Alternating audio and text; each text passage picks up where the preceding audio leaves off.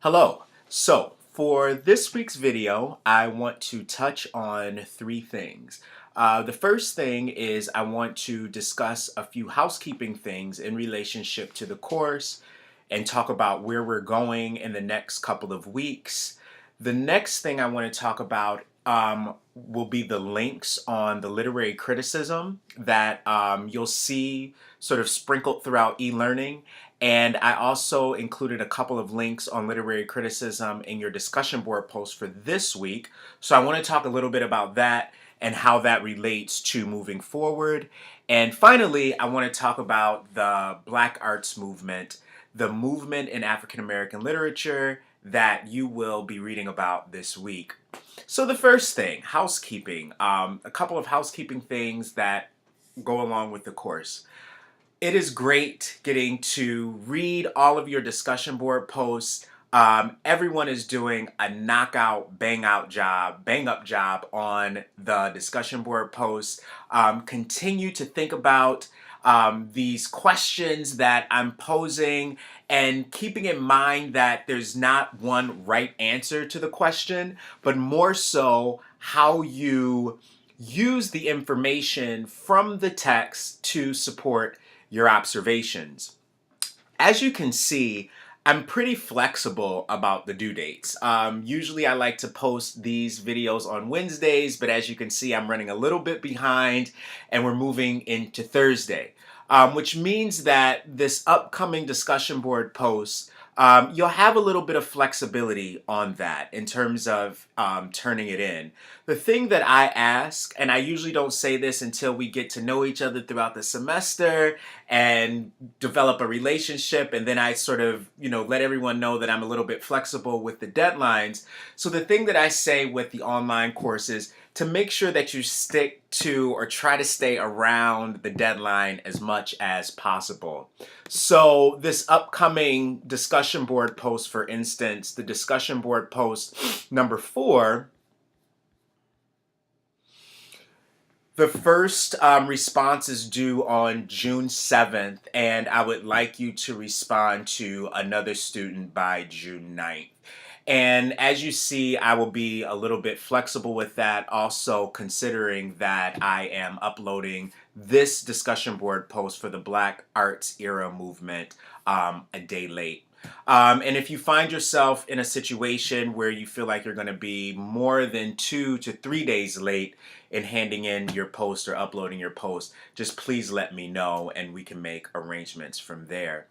Another housekeeping thing that I want to just talk about is I want to have you all, in terms of the final writing assignment that we're going to do for this class, I will introduce that next week. And basically, it's going to be a culmination of the things that you have been reading about this semester, and it'll also give you a chance to reflect on your readings. So think about some of the sort of larger issues that you see emerging out of these literary periods. Think of some of the similarities, some of the differences with the writers that you're noticing throughout these periods. And also think about how you're responding to this stuff. Think about how your perceptions of African American literature, African American culture, more largely American culture, have developed, changed, been troubled, been challenged as a result of reading this literature from these authors. The next thing that I want to talk about is the literary criticism links. So this week, in your discussion board post number 4, it says, before you answer the questions for this week, check out the following links on literary criticism to continue to guide your reading. Now, I've included 2 links on critical approaches to literature, along with more on critical approaches to literature.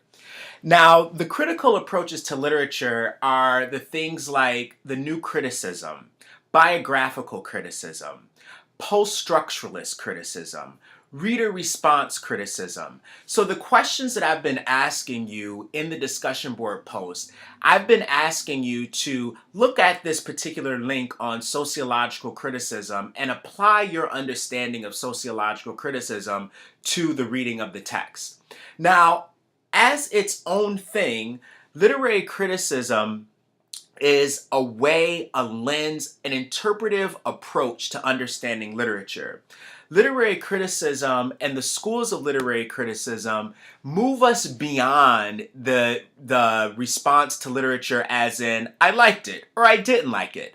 But we'll see that over the years, beginning as early as Aristotle, asking questions about or even before Aristotle and thinking about Plato, but like asking questions about what is the role of literature, what is the role of the poet.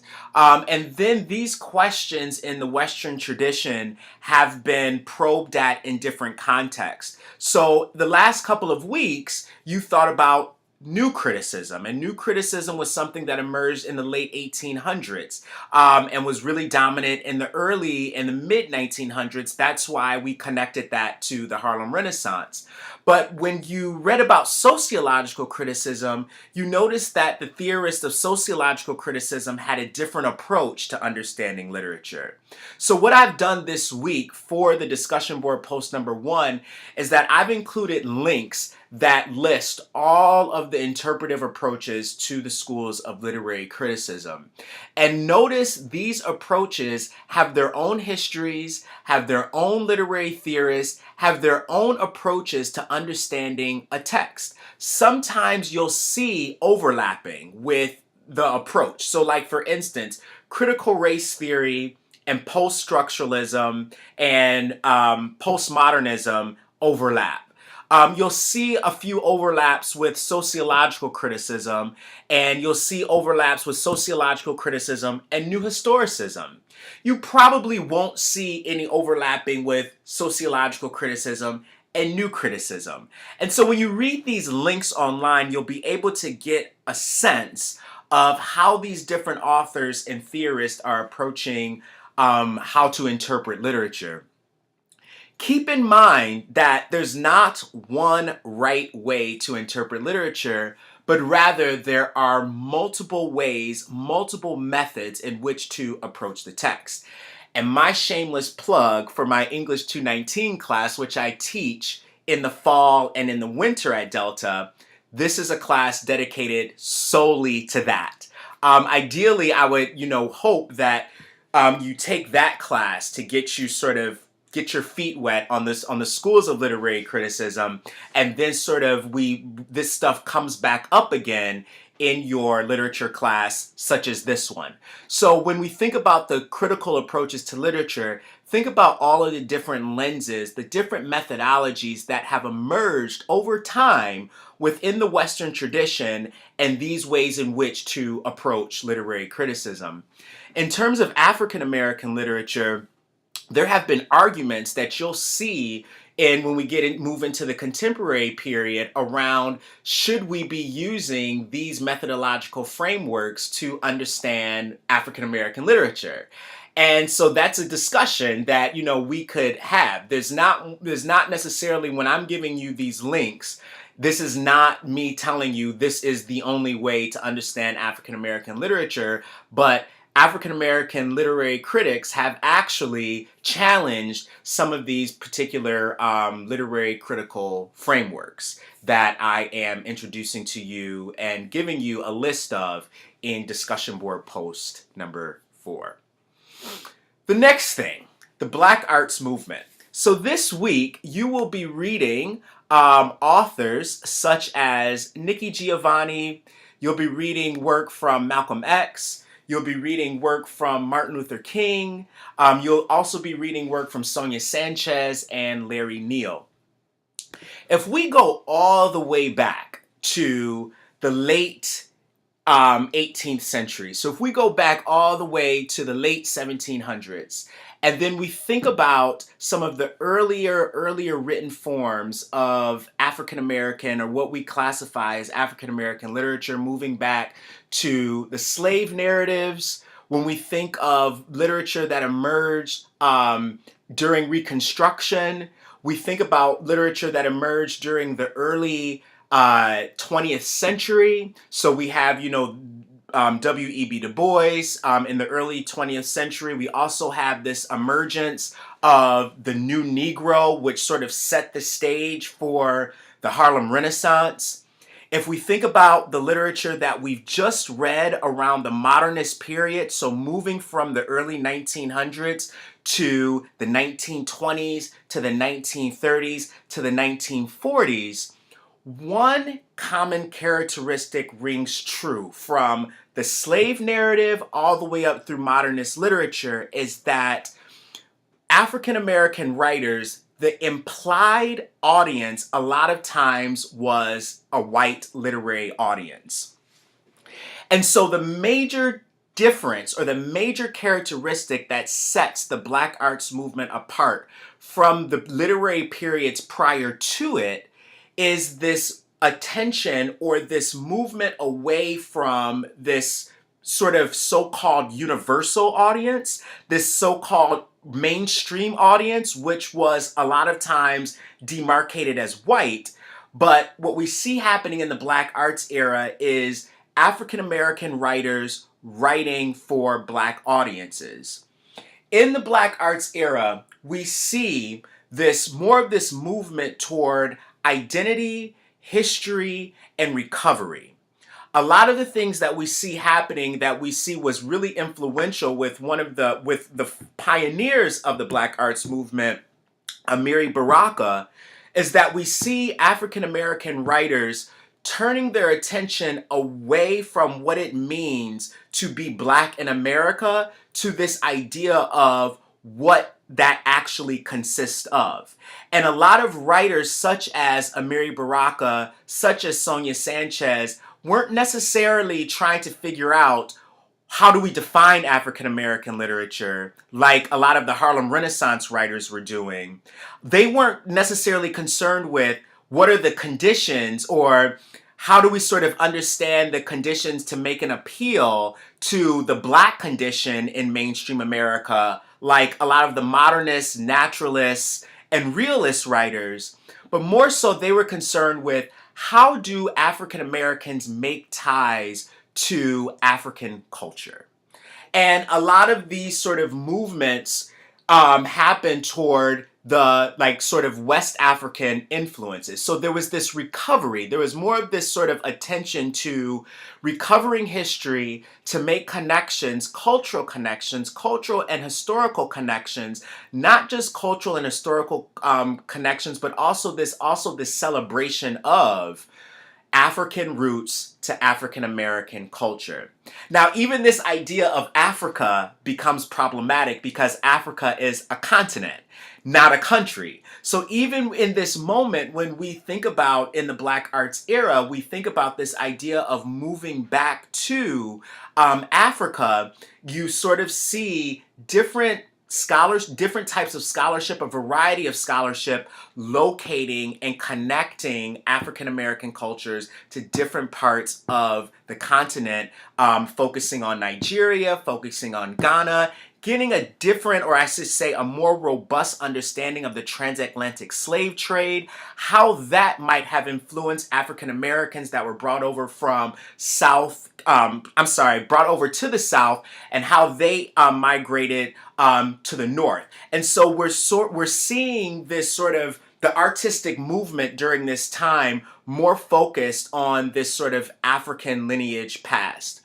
Another major characteristic that we see happening during this movement is we see the emergence of the civil rights movement. So the civil rights movement is happening at the latter stages of sort of like this modernist period that we've been reading about over the past couple of weeks. So this is where you see the work from Martin Luther King, and this is where you see the work from Malcolm X. And so we have these two sort of major movements within the Black arts era that sort of were grounded by the civil rights movement, but then we also have this resurgence of making connections back to Africa or thinking about constructing this idea of Black identity for the sake of Black culture and not necessarily for the sake of or speaking to an audience that's a quote unquote mainstream audience.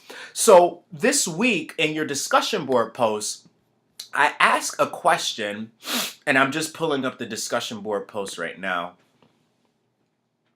I ask a question on in the discussion board post number 4 on number 7 about the rhetorical situation, and I also ask about the modes of persuasion, and I've included 2 links: a link on the rhetorical situation and the modes of persuasion.